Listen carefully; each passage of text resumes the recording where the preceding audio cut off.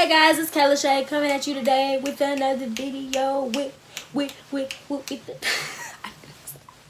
I really can make me a song out of it. I really just might.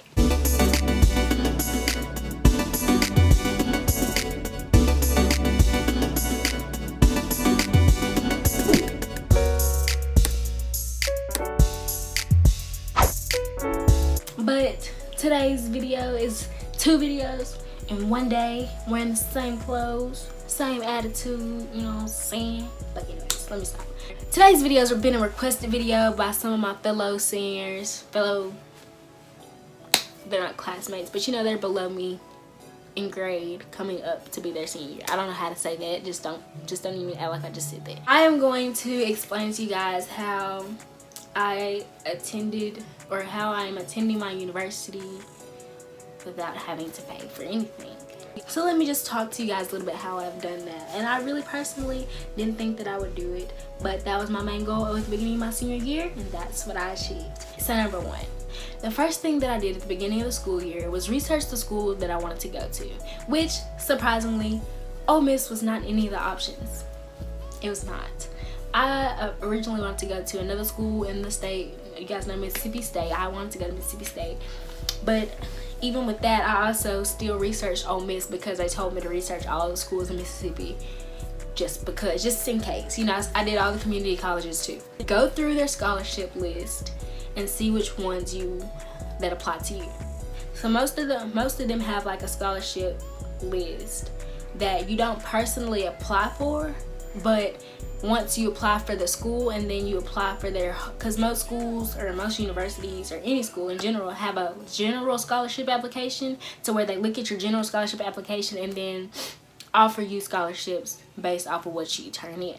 So look at the ones that apply to you, such as if you've done Girl Scouts or Boy Scouts, and I think the Girl Scouts, if you got like a gold award, or if you're a star student, which I think that's like a certain type of ACT score. I'm just kind of thinking, guys, don't knock me down if I'm getting this wrong. You know they do have academic excellence, so look at the ACT scores and see how much they give for each score. Look at schools have a ton. They have a ton of, like, if you do pageants and you're like Miss Mississippi or Miss so and so for your state, they give you a scholarship.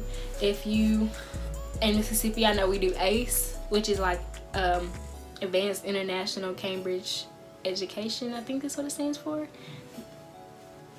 I really didn't care, we just called it ACE. I didn't really look into what it stands for, but yes, if you do ACE and you get an ACE diploma, then they'll give you money for that. I know they do in Mississippi. But yeah, like I said, just research all the scholarships that apply to you. Like, I know that I got like a Key Club scholarship for being a Key Club, because my Key Club sponsor, she turned in my stuff for that scholarship. So there's different things that you can do, and just write all the ones down that apply to you and for each school. So basically, you need to have a notebook. Each school, you need to write it down and then write down the scholarships up under it that apply to you, or the ones that you could get. Number two, once all the scholarships start arriving at your school, most scholarships, they start being in the office around September. I don't think they start as soon as school starts, but they start. But continuously go to the counselor's corner on your school website. Continuously search for websites online, like sign up for like what is it, Scholarship Owl and scholarships.com. Continuously sign up for those. I didn't win any of those personally, but who's to say you guys won't? So sign up for all of those and continuously keep a notebook full of them, because that's what I did. Keep a notebook full. All right. So now, once you continuously go to your counselor's corner, there will be a whole bunch of scholarships with the deadlines. And that's at least how our counselor did it. So I'm just kind of going off of us, guys. There's a whole bunch of scholarships with the deadlines. Either you can click on them and you can print it off yourself and write the deadline at the top if it's not on there and highlight it, or you wait until it's in the counselor's office, and sometimes they'll announce it over the intercom, or you just constantly go into the counselor's office where she should have like a box full, or however your counselor does it, and you just pick them up. And then once you pick them up, do what I did, and I organized them by due date. Most of them you can just fill out and turn them in, because they really just don't need a specific thing. Like, some of them don't even ask for essays, but I'm going to get into essays later. So most of them don't even ask for essays, and if they don't ask for essays, just those are the ones that you need to do right then and turn them in. Do not hesitate, because you'll end up forgetting. So organize them by due date in a little folder, and keep that folder with you 24/7. When you have free time at school, fill out scholarships. Fill out the parts that you can, and then with the parts that you can't, take it home, set it in front of your parents and tell them, you fill this out right in front of me so I can take this back and turn it in. Don't lay it down, let your parents forget, and then you end up forgetting, and then you miss that scholarship opportunity.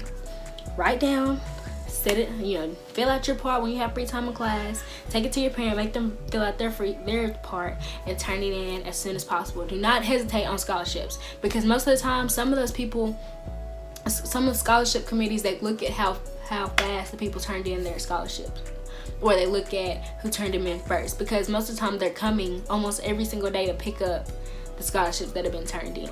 Most of the times they look at the ones that have been turned in early. Alright, so then guys, once you do that, scholarship essays. Write scholarship essays based on questions, but if you have multiple scholarships in front of you, read each question and you can write a general essay that goes for each one of those, and maybe change around maybe 1 or 2 words, or add a paragraph here for this scholarship and add a paragraph there for this scholarship. But in general, you have like a general template, so where you don't have to rewrite the same things over and over, because most of the time, most of them will ask, what are your goals for the future? How do you plan on using this money? What schools do you plan on attending? What's your GPA? Stuff like that. Or how do you plan on helping your community if you get this scholarship, or if you get a degree? How, like, if we help you get a degree, how do you plan to use it? Stuff like that. So basically, just write a general scholarship essay that has all the general information, and then once in a while, when you get a question that asks maybe a question or two different, or maybe an extra question or two, just type in that paragraph and print it off, because that saves you more time than having to rewrite an essay every single time. And make sure you keep them on a flash drive, because you might need those in college as well, which I lost my flash drives. I lost them. I'm not going to dwell on the past. But yes, guys, keep them on a flash drive, write a general essay, and then you'll be able to add in what you need to add in, take out what you need to take out, and blah, blah, blah, blah, blah. Also, construct a resume, because some scholarships do ask for resumes. Make sure your resume is up to par. Make sure it's up to date. Make sure you have every single thing on there that you feel that is important. And even if a scholarship doesn't ask for a resume, do what I did and just attach it anyway. That's a little secret. Attach that resume anyway. Attach that resume anyway. When you attach that resume, it makes them like, oh, she's organized. She's trying to stand out, because if most of the time people do the bare minimum, and if it doesn't ask for a resume, they're not going to turn in a resume. If it doesn't ask for a picture, they're not going to turn in a picture. You get what I'm saying? Just do. I'm not saying turn in a picture for every scholarship, but I'm saying a resume basically has everything that needs to be said anyway. Like when it asks for most of the time they'll ask for your GPA, and they'll ask for different stuff like that. They'll ask for your GPA, if you've worked anywhere, if you've done any community service, any things that you've done in the school. If you have that on the resume, you really don't have to put all of that in an essay unless it's specifically asked. But if they ask you that on like certain questions on the scholarship paper or application, you can just like start and say resume, or see attached resume, and you'll have it all right there in front of them. Because I know most of the time people's handwriting isn't the best. And that's another tip. If your scholarship is online and you have a computer access, type in your answers for the essays, for the scholarship application, because most of the time if they can't read your handwriting, it's not going to make someone want to read your scholarship application. It's not. So if you can use like a PDF or something, and type in and put the words. You guys get what I'm trying to say. Like answer your scholarship application and then print it off, so then it's clean and it's something they can just look and say, oh, okay, this is that, and this is that. I haven't been counting. I've lost count of what steps I've been saying. But another thing that you can do, if you're going to a school like I'm going to Ole Miss, so I had a certain student that had graduated from my school before, that has already attended that, or that is attending that school currently. ask them questions. Don't be afraid to get in touch with someone and ask them questions, especially if those certain people got certain scholarships that you're interested in. So they can help you. They can be your foot in the door, and they can also help you get one up, because they can also give you those little tips that you wouldn't think of to get a scholarship or to do in order to get that scholarship. So it's kind of just like it's not like a guarantee that you'll get a scholarship, but it's also like a confidence booster. And it's also very helpful because, you know, you're getting a little extra coaching, you know, into getting that scholarship. So basically all the scholarships that I got were accumulated over the school, the Pell Grants, and yes, Pell Grants and student aid, financial aid. I talked about this in my senior year video. Pay attention to your FAFSA. Make sure you get your FAFSA turned in. Do not hesitate, because free money is free money, and if your state is offering it, why not take it? So if your state is offering you free money, which most of them do offer the FAFSA, take it, turn it in, fill it out. And also, like I said, a lot of parents like to procrastinate. Do not let them procrastinate, because it's not fair to you and it's not fair for them as well. Because then they'll be having to come out of their pocket to pay for school when they could have turned in your FAFSA and got a little financial help. Because school is not cheap. School is not cheap. Guys, that is mostly everything I could think of that it came off the top of my head. Just be confident in all your scholarship essays. Make sure you allow teachers to proofread your essays. Don't be afraid. The teachers are there to help you, especially your English teachers. Like when you're writing essays, ask them to read over it, because 9 times out of 10 they've been on some type of scholarship committee. They know what to look for and what to see. And I'm gonna say, if you go to Corinth High School, this is PSA, get in contact with Kelly Treadway. She will be your best friend, I promise you. When it comes to scholarships, she will be your best friend. Shout out to Miss Kelly. But yes, so guys, that is the end of my video. I hope you guys liked it. I hope I gave you guys some helpful information.